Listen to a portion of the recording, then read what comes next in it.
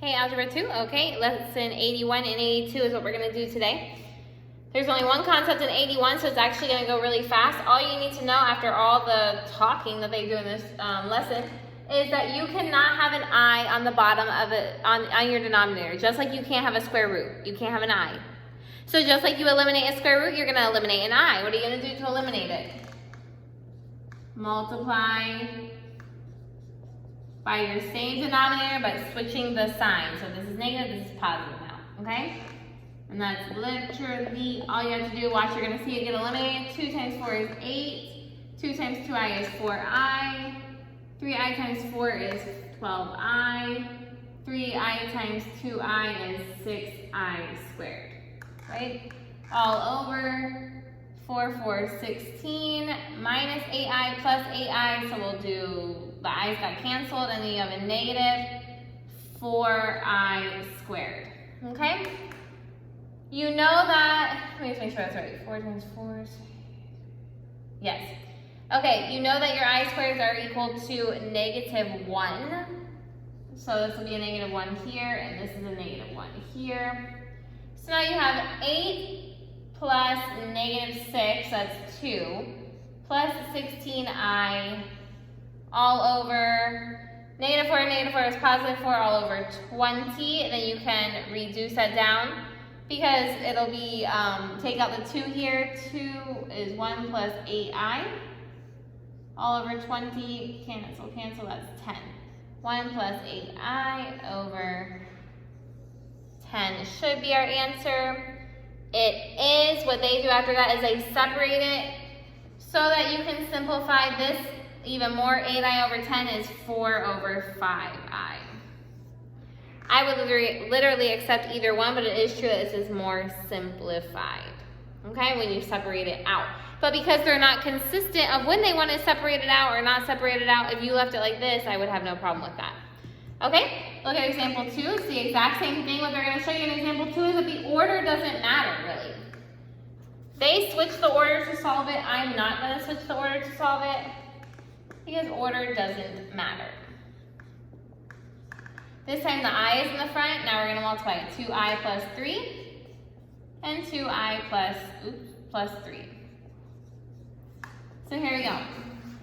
4 times 2i is 8i. 4 times this is 12.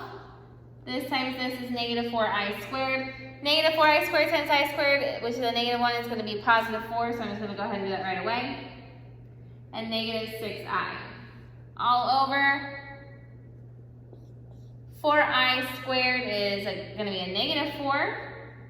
This times this is positive 6i, this times this is negative 6i, so it cancels out. And negative 3 times positive 3 is a negative 9. So it's going to be 8i minus 6i is 2i plus 16 all over negative 13. And that's your answer right there. It's the exact same thing as what they had there, it's just not separated out. I'm saying because I'm trying to think of what I need to tell you. I need to tell you that what's really easy to happen here is that you mix up your signs, okay? It's really easy to try to do a bunch in your head and then forget. So just be careful about your signs and check yourself to make sure that you're doing everything correctly. If you feel like you got distracted through one of them, go through and do the multiplication again in your head or on the piece of paper. Okay, go ahead and try the practices and we'll be back to check it. Okay, B is kind of a crazy answer, but look at the letter A, 5i minus 1 over 6. You can have it in different form if you separated it out. And B is negative 1. So basically you just need to make sure you multiply correctly. You should have gotten 6 plus 6i plus 9i minus 9 over here because 3 times 3 is 9, with the I squared is negative 9. Then over here, everything should eliminate out except 3 times 3 is 9, and then negative 3 times positive 3 is negative 9i squared, so it makes it a positive I. So you get 5i minus 3 over 18, and then I took out the 3 on the top to cancel it out with the 18 on the bottom, and you're left with this. This one over here, everything cancels out on this one because you end up with 4i plus 4 plus 4 minus 4i, so the i's cancel out and you're only left with an 8 on top. And down here you have 4i squared, which is negative 4, minus 4, which is a negative 8, so 8 divided by negative 8 is negative 1. Okay, so let's move into lesson 82. Okay guys, lesson 82 is just a big bundle of don't let it scare you, okay? Look, all you have to do is you have to like start with the littlest fraction, work your way up to getting all these fractions outside of one fraction, so you're left with just one numerator and one denominator, okay? So the very first thing I'm gonna do is fix this one down here. Okay, so I'm gonna go x on the bottom, right? So that 1 is delta and x all together, so we're gonna put x times 1 is x plus 1. That one's gone, and then this is what we have, right? Now I can flip-flop and multiply that with this. So now I'm going to write it again. A over 1 plus ax, because we flip-flop and multiply up here for your visual, right? Ax over x plus 1. Okay? So now we have all that taken care of. Okay, now I'm going to make this common denominator for this one as well. So now I'm going to have x plus 1 on the bottom. That's missing an x plus 1, so I'll put that there, plus ax. Okay? And now that we have all that taken care of, we're ready to flip-flop and multiply with that one up there. So I'll put it up here to flip-flop and multiply.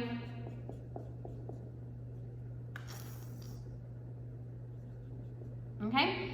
So I have a times x is ax plus a all over ax plus x plus 1. And that should be our answer, and it is. The only thing that they did differently here is that they did not distribute this. And you can or cannot, it is up to you because of the consistency in the book. They don't require it either way. Okay, let's look at example 2. So again, what I just say the strategy was, start at the smallest little fraction you see there, and then you just go common denominator, common denominator, common denominator, until you get it all into one numerator with a denominator. Okay, so the smallest fraction here we see is this one little here underneath this denominator. So I'm going to make it y. So this is xy plus 1. Crisscross and multiply so that we can include that c.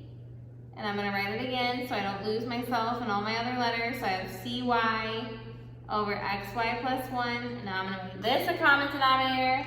xy plus 1 is axy plus a plus cy, because I'm multiplying this times this to put it up here. And then we flip-flop and multiply again.